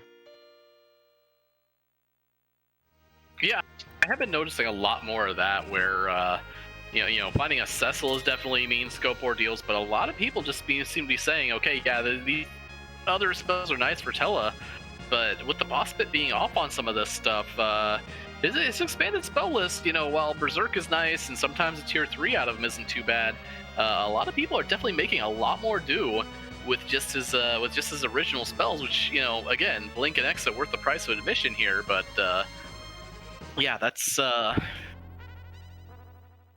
definitely, and I say this as somebody who's, apparently, like, the meta is just, Tella doesn't need ordeals, he's fine. He's got everything he needs, yeah. Blink is the best heal in the game. Yep, I second that. Either way, that does put you to 2-1 here this week as you did deal with Team No Springs there, so I haven't checked the standings there. I really should have that stuff up before I start these, but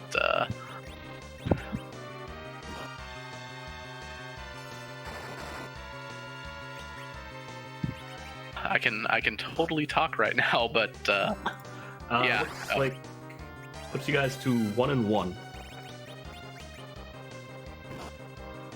for the overall 2 weeks. Yep. I'm pretty happy with that. Yeah, definitely so, and as well you should. That was again, you guys have done pretty well here. And Team No Springs is I know quite a few of them, and beating them was no small feat. So again, well played there. And who do you guys have next week? Do you guys know? Or you should, but Team New Moon, I think. Okay. Do you have any ideas of any practice you're going to change or how you're going to approach going into next week? I've been changing my routing a lot just from watching, some of my teammates' streams and a lot of the restreams throughout the week. Kind of focusing more on going underground really early, just to get a look around and know what I'm up against. And I think it's helped out a lot. Yeah, the three extra checks, the lay of the land of what's hiding in Feymarch, knowing what items you need to pick up.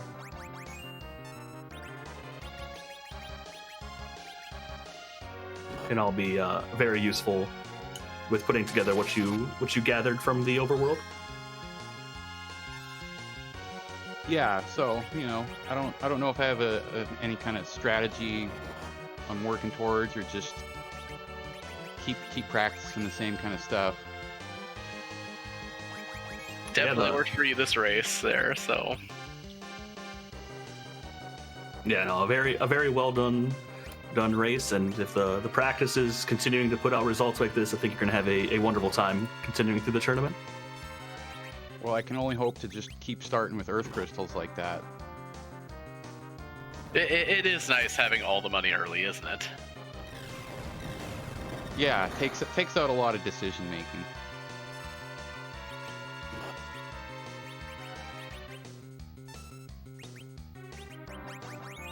In that case, still GG. If you have any other last thoughts for the scene here? Nope, that's about it.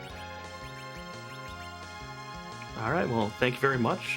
Good games, and I wish you the best of luck for the upcoming weeks. Well, thank you so much. Always fun.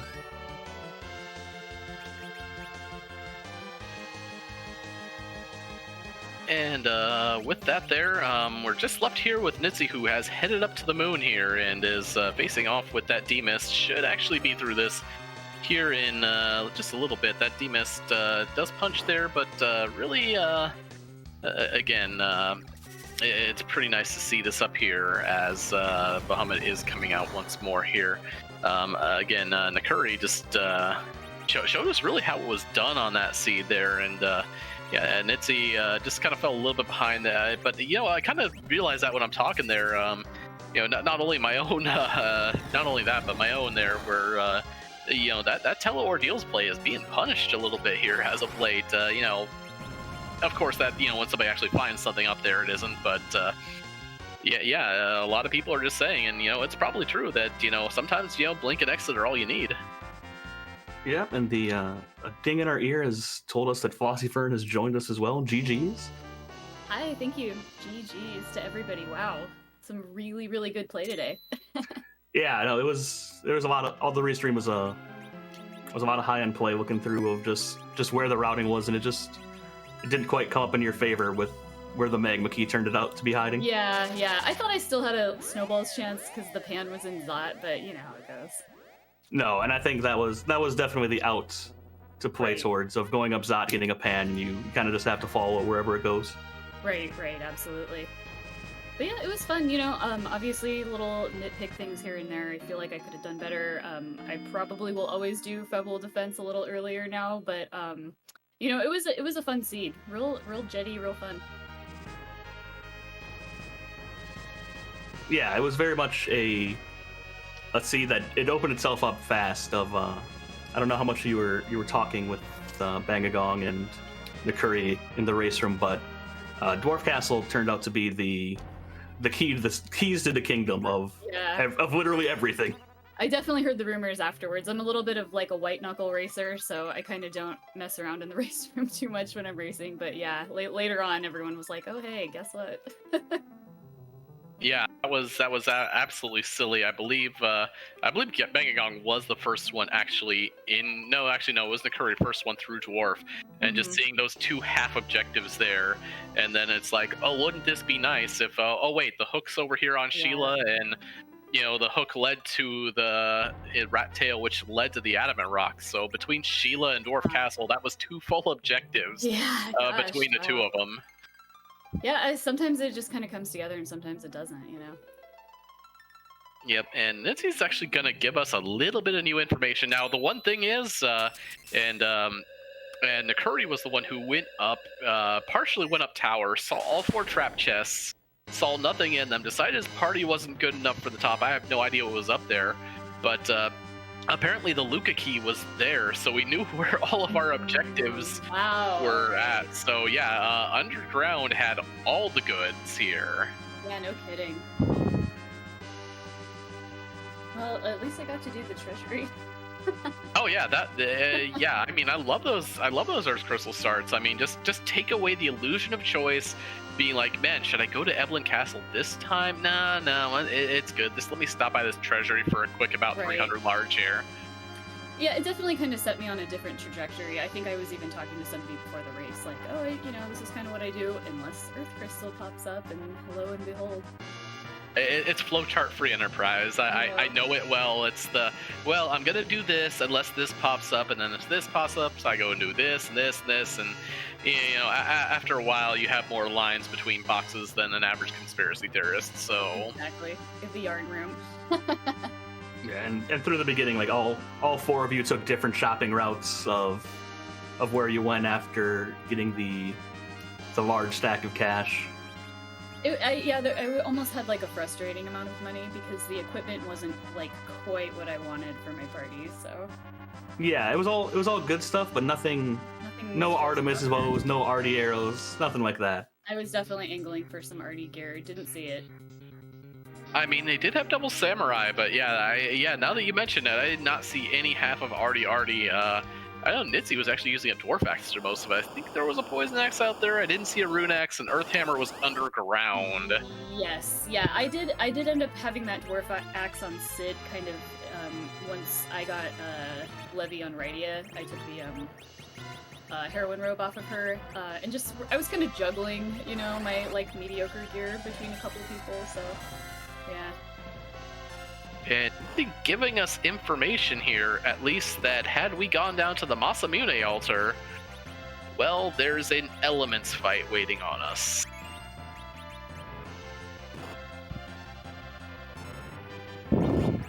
And trying to set up reflex strats, and the Mylon half of elements saying we're going to have no part of that whatsoever, and knocks down the Fire 3 casters before anything happens there.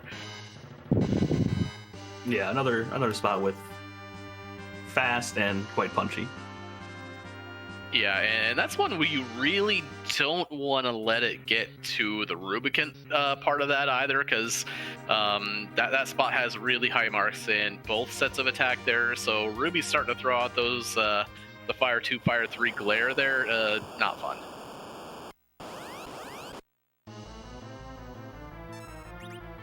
I see why he was definitely going for the reflect-based strats there. You might be able to get by with one Bahamut starting that there.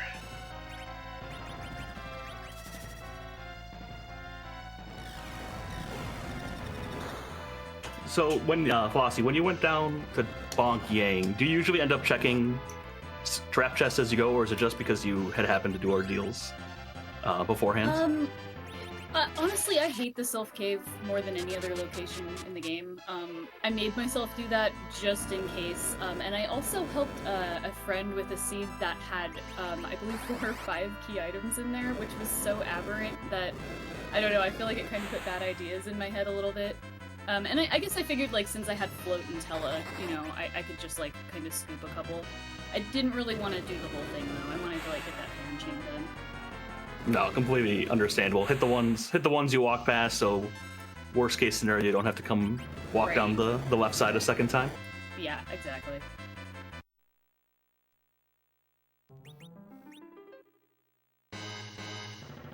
That is exactly what that Ruby spot will do to you there. The Fire 3 is coming out for 1,700 something. The Glare coming out for the damage cap. But either way, yeah, that was definitely a Jet Seed kind of just locked behind a few different early checks there. Man, I would love that seed, but I digress on that one. I'm definitely a proponent, especially on these seeds, that if you have warp, then a very early dwarf is definitely the way to be sometimes. But yeah, not this time. But again, it was still a well-played game there, and you just get back up and get ready for next week there. Yeah, that's all you can do. No, I'm feeling pretty good. Yeah. Yep. Gonna go walk it off. And yeah, appreciate all the hard work everyone's doing for this. And yeah, GG's, like, spectacular racers today. Yeah, well done by everyone. Any final thoughts of how you're going to prepare for next week, or what you're looking to change, if anything, for the next set of matches? I'm gonna work on my routing. I'm gonna, make a little post-it that says Fabul. and stick it to my forehead, probably.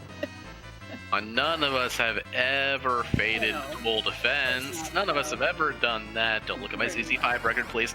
No, I know. But yeah, you know, just like have fun. Probably take a break for a day or so. And get Oh, back yeah. into it. Yeah. Yep. Well, thanks everybody. Yep, thank you. Thank you very much. Thank you.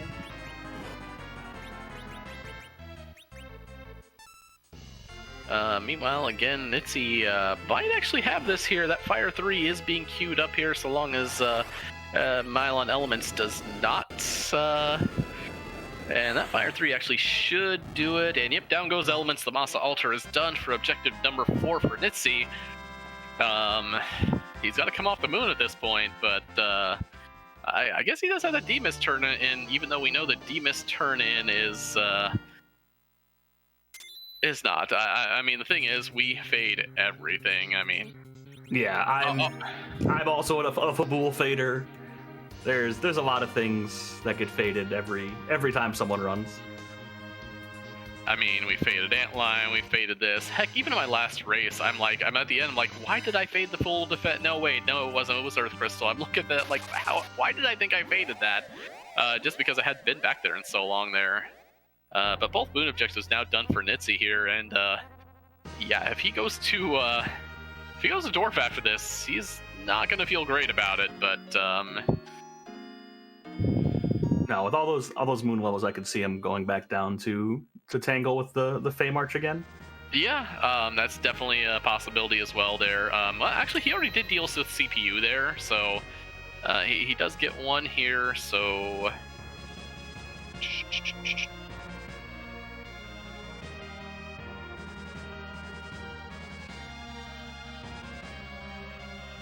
See where he goes once he lands.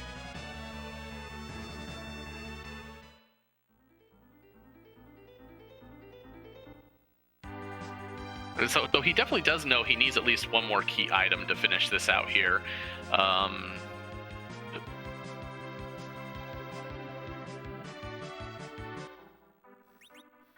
he's making the tower play, which you do know is the Luca at the top of it.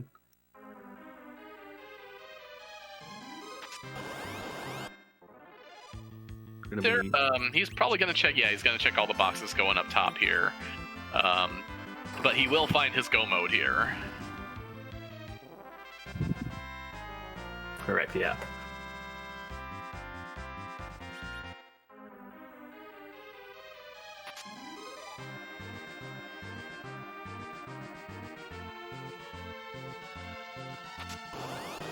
Finding the edge gear and the other various things of what's hiding throughout. Yep, it does mean he still will have to go through that Mylon though. But again, these levels should be getting to the point where there is gonna get the good loot here. But again, for nobody for this party here.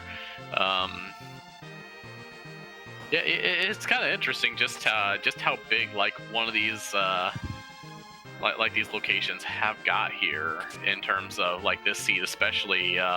You don't really see it too often where just one location has that much in the way of goods most of the time when I've been playing these seeds. Yeah, no, and it can definitely, when it's all buried in one spot, it can show if that's your fate of the seed. Yeah. You're aside from it being like exactly Darkness Crystal, but and I definitely respect the play of once you've faded something, you kind of have to commit to it.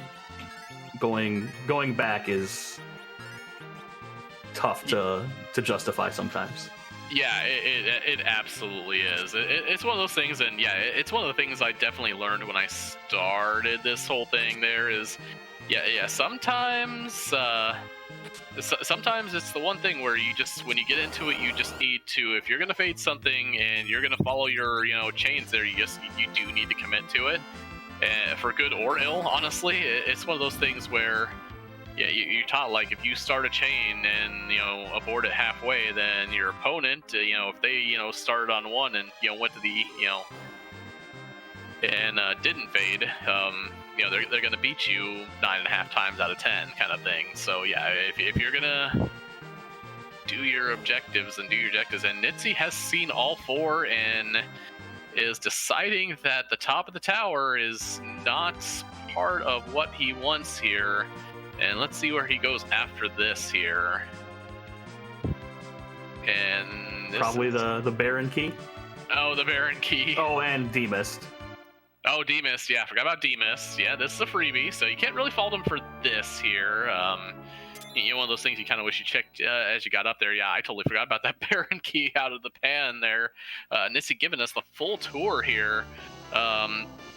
Honestly, I don't know if he's forgotten about Dwarf or not, but yeah, a pair of Zeus gauntlets, which is wonderful to have, but not exactly what you're looking for when you're just looking for that last piece right before go mode here. Let's see where he heads after this one here. And he is going back underground, it looks like. Going back underground, yeah. He looks like he's headed towards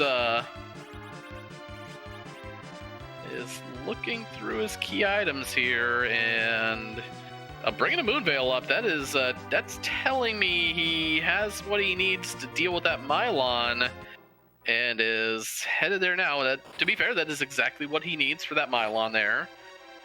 Yeah, the Moonveil will get him through that nice and easy, and then it's just hoping to go either hit Dwarf or run to the top of the tower.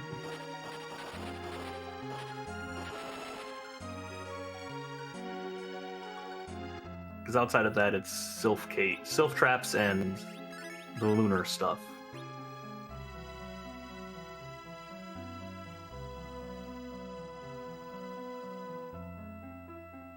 Yeah, just kind of to show you just how, like, sometimes you just don't think about how, again, a lot of us do think, and to be fair, with all the weaknesses that he is sporting, that Mylon is usually free. Just because Mylon's whole thing, apart from having a poison attached to his attack there in Free Enterprise in his original script here, is just basically punch, and punch some more. In a spot like this, that's kind of lethal, actually. Yeah, when the attack damage gets cranked up to 10, you're gonna feel it. And Moonveil goes on the Rydia. I think we have one more from the D-Mist as well. No, we only have the one. Yeah, so the other one came from this fight, actually. So, yep, gonna Quake. Unfortunately, Mylon Z is technically, I guess, to give him, a flying weakness, or at least, he is the Fiend of Earth, so being able to hit him with Quake does sound a little beyond the pale there. Unfortunately, that means our programmers, dear Lord, over 20 years ago, nearly 30 years ago now, I've got some bad news. It is over 30 years ago. Yeah, just decided, well, you know what, we could actually try to program in a Earth immunity, but all we have really that deals with Earth is Quake, and to be fair, you're not really, Palom could have that if you got really serious about your grinding before vanilla ordeals. 10 to 23 on original software is a little, does take a little while. He could get there, he is Palom, but yeah, they just decided, well, let's just make him flying and call it a day. And sometimes even that flying weakness comes into play if you've got a nice bow and arrow to hit him with, or some spears. Nice bow and arrow, a spear, a boomerang, all that stuff there that hits flying that you're... actually, Palmaforum can use bows. Maybe next time I run through it, I'll just, you won't have any strength enhancing gear, but hey, you got crossbows and wide arrows. Those work, right? I don't know if work is the word I would use for those items.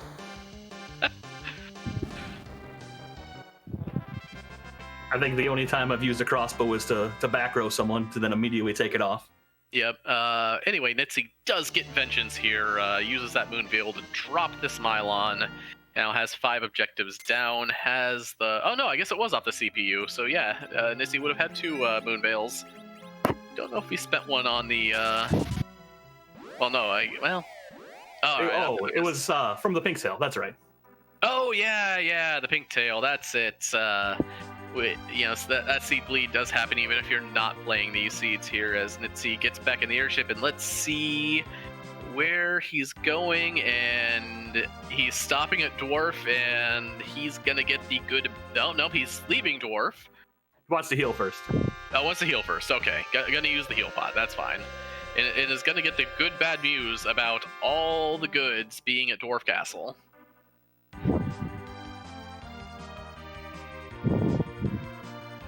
Because what was it Legend Sword first? Yeah, it was. I believe the warp glitch led to the pink tail, and the Legend Sword was out of King Giat there. Yeah, won't even have to warp. Can just simply walk right out.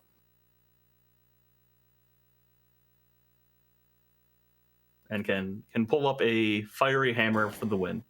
Yep. The Satisfiery Hammer, which is good, shiny new, great right off the forge, and yet there's just nothing to use it on anymore. I mean, you could go at this point. You could go take it right down to Z, and he'd be like, "Nah, we're good. We're not fighting this time." Go hang out with Grandpa on vacation.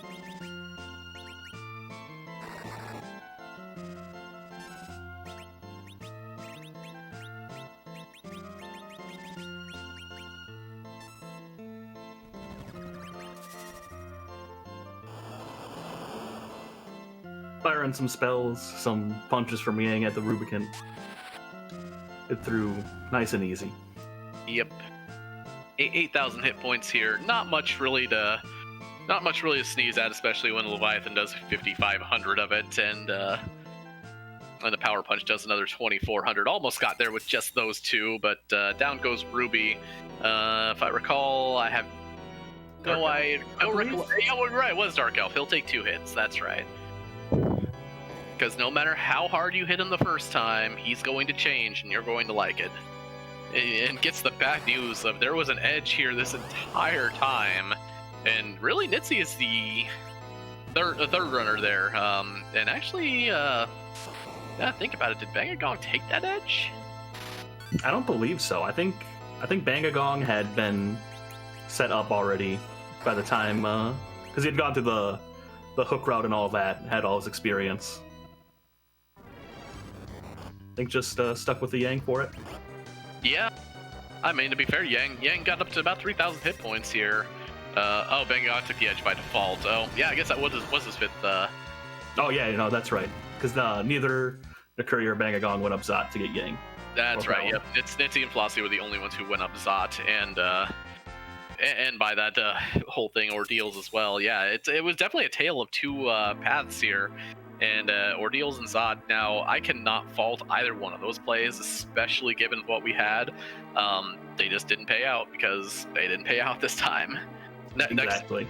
Next time, the hook is on Ordeals, and Zot has both halves of Forge in the dog, and the it just there's a paladin up there. There's going up Zot, especially when you have an early Earth Crystal, is super defensible. You want to scout your characters, because if you're down the paladin advantage, you're gonna bleed time fast.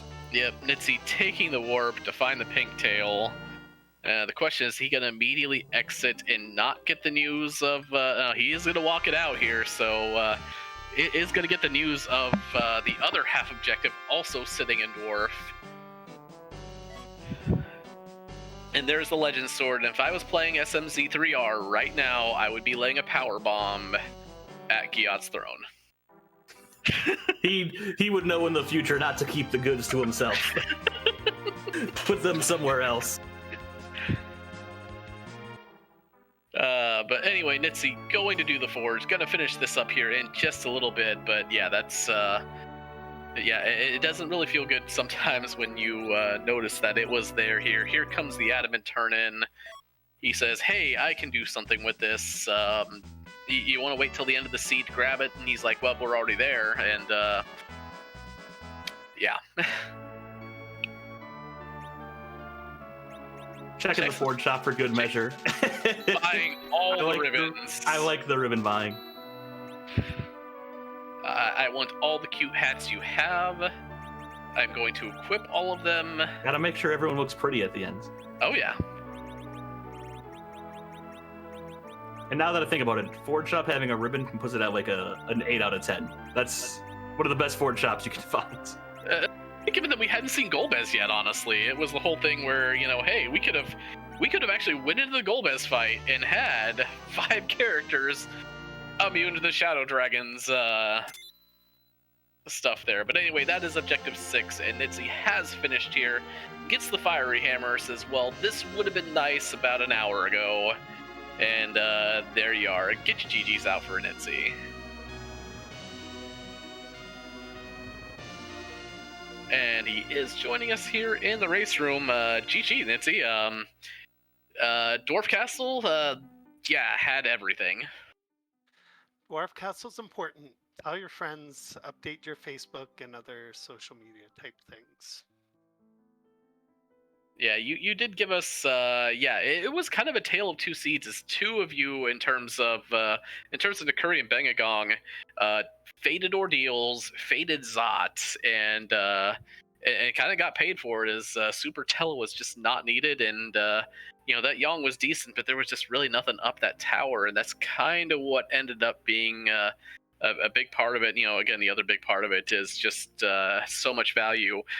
We did see actually from the roll there from the end of it that both you and Nakuri actually both faded the top of tower, which did have the Luca key, which was the final objective as well. So yeah, it was all down there. Oh, wow. It's going to be really interesting for me to watch this back. I figured something was up. I thought I was actually in decent shape, and then all of a sudden in the race room, I see the dot done, and I'm like, oh, where did I go wrong? And I was going to take on Dwarf Castle, and I was like, this party super sucks. I don't want to run into something that's gonna just wipe me out here, and then I'm gonna have to go elsewhere. So I went elsewhere. Yeah, and go ahead. All right. So I mean, that's just the way it kind of goes sometimes. Is once you pick your fade, you just follow it. Yep, that was it. And I was just sort of committed at that point, and I was like, all right, well, we gotta do this. And shout outs to Xenocat and to you Funnel Cakes and Night Dew, and for Step for doing all the tracking and everything. I really appreciate it, and I'm sure everybody in the community appreciates everything that you all do to make everything great. Otherwise, it's just me running around for 2 hours not knowing where to go. Yep, and I mean, with that, is there any other real just kind of thoughts you have on that seed, or just hey, it's it did happen, and the people who had the forge there, that Fiery Hammer, you didn't do as much as you thought, because most of them didn't see you. Were the only person who actually saw that elements down there at the Masa altar there. So yeah, it didn't really get a whole lot of use out of it with that D-miss there, but no, and I saw that, and I was like, okay, should have I gone moon? Should have I not gone moon? Basically, as you said there, it's just a tale of I went one way and it didn't pay off, and if the same thing happens again, I probably do the exact same thing. I only really made one mistake, kind of banging my head against Mylon Z, realizing that I just didn't have enough HP at that point to slow him down. And then once I got the Moon Veil, that was just sort of in the back of my head. By this point, Nakuri had already finished, and GG to him. He's obviously an up and comer in regards to that. And yeah, that's about all I have to say. Thanks again to everybody for putting on a great show.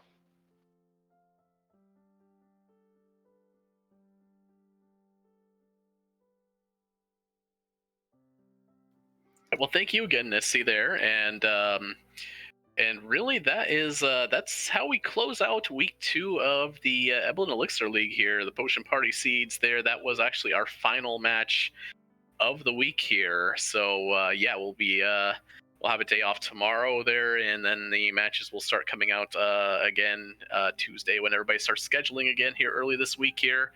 But that is actually it for the week for us there. So Want to have a big shout out to everybody here, Xenocat for rolling that. Both of our trackers, Step Lively and yes, and Dumbward, who did that there. I'm like, wait a minute, I'm missing one out of my voice chat here. Funnel Cakes, it was extremely fun doing this all with you here. And yeah, that's anything else you want to say here on the end? No, I think you covered it, and thank you very much, Night2, for doing this. Make sure you follow everyone who ran the race today. They all put on a fantastic show, and yeah, that's about it. And I believe that's actually just going to be completely it for us there. And no other ones to raid here, so we're just going to wish everybody here a good night, and we will see you all again as early as Tuesday with more Free Enterprise Elixir League.